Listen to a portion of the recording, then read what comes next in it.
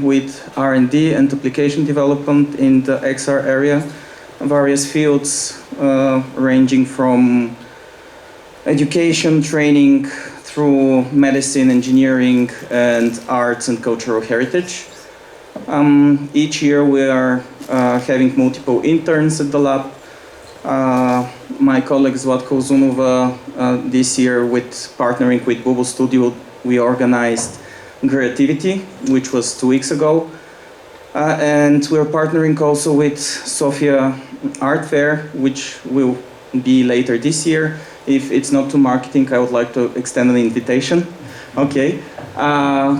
So starting April, we'll invite young artists to participate in a virtual reality exhibition, to develop content in VR for that exhibition, which will be part of this year's Sofia Art Fair in October. And yeah, that's it. Thank you. This sounds amazing. It wasn't marketing at all. This is the right audience, I think, for announcements like this. Thank you for introducing yourselves and what you do. The first question for the panel is, what are the most significant trends currently shaping the global XR, including virtual reality, augmented reality, and mixed realities landscape? Well, it looks like I have the microphone, so I'll go first. Well, as I mentioned, I attended and presented at NVIDIA GTC last week, so it's hard not to talk about AI these days. And NVIDIA CEO Jensen Huang said that his vision is that XR is the interface for people to AI. So this is how humans will interact with AI in the future. So I think this is the biggest trend, and I want to see how AI will improve the usability of current devices, and also I think it's very helpful in content creation. So we're gonna see a lot of trends about that. In our line of work and as a global trend, we are seeing the shift from mobile AR to web AR and web XR in general. So, I mean, like 4 or 5 years ago, heavier and really high professional AR experiences were possible only through mobile applications, but nowadays with all the WebXR frameworks and also with the advancement of the mobile phones, this is all possible in the browser. So we totally shifted all our AR solutions from mobile to web. This is a big trend.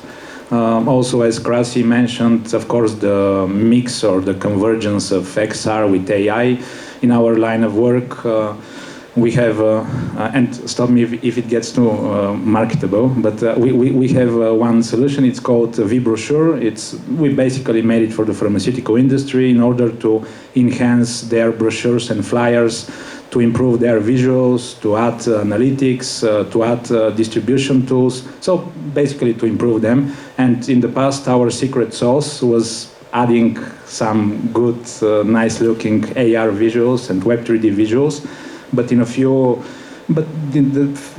from a few months ago, we added our own AI RAG tool. Maybe most of you know what RAG is, but for the rest, it's retrieval augmented generation. So basically, you're again using some LLM, but it's only limited to the data that you've put into the RAG tool, because pharmaceuticals are they're very keen on what information is approved, and because if the brochure says something bad, it can literally kill someone. So this is one of our trends. Okay. Another trend that has been noticeable lately is a transition from having VR or XR for entertainment and games, transitioning more into the enterprise field. This is probably related to another question for a bit later time, but there is something that happened relatively recently. I think it was February. Meta announced that everyone who is deploying virtual reality applications to their devices at scale using mobile device management software like Arbor XR or something else would practically need to have a subscription. So when selling a new device, they require that the person buying it, if it's for enterprise use, also buys this subscription. So this is practically a large hit. Maybe Kamen will be able to explain a little bit more about that for the industry. To me, this shows something else, though, too, which is more positive, that Meta have seen that XR is becoming a more of an enterprise tool, meaning that enterprises are becoming aware and starting to use more and more XR to support their work processes, and respectively, well, basically said they want piece of the pie. So this shows that XR is becoming more applicable for enterprise uses. Yeah, it's indeed true about Meta. My advice to everybody using VR for business is to avoid Meta. We're into that for about 10 years now, and they've always been the hardest to work with. They went through multiple iterations. So they initially had a thing called Facebook for Business. So they have been charging companies for no reason other than charging them. And then they just discontinued that. Then they went through Meta for Business, and now they're doing that. At the same time, there are other solutions like Pico. And Pico is basically ByteDance. So many companies actually have worries about working with a Chinese company. The worries are about data privacy, things like that, but actually Pico is a European company. It's a subsidiary of ByteDance, but they are based in Spain, right? Yeah, so they have solutions which are equal to Meta, or I would say actually better.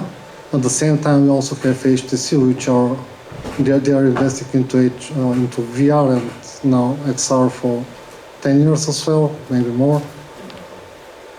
Apple is questionable when it comes to business. I mean, obviously they do a lot of good things like LiDAR and etc. But yeah, they are more on the home side of the things. One thing that Meta is actually doing very well at the moment is, we are not there yet, but we are working actively on that. It's called Codec Avatar, right? That's the name of the technology.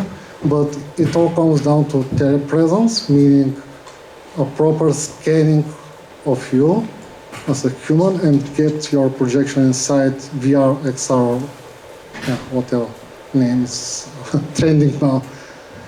So that's the next thing. It's called the Ready Player One movie, and yeah, that's important so we can have more integrated experiences, actual content that's communicating to each other, and this is actually also helping the content developers because it just unifies the entire ecosystem, and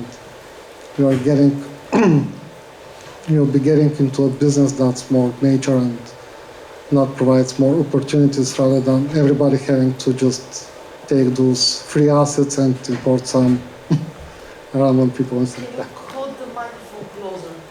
Yeah. Yeah, thank you. Okay. So we already started talking about some of the brands or companies that use XR. But what about industries? Which are the industries that will see the biggest disruption due to immersive technology in the next 5 years? So yeah, I'll continue on that.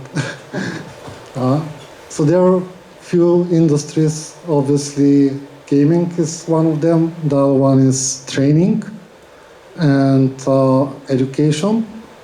So on the educational side, VR is super important too because people are learning better when they see something. So when you have it on your head, obviously you're seeing what you're experiencing, and it provides much better results in terms of kids and everybody just memorizing things. It's also helping a lot with the training side of things, where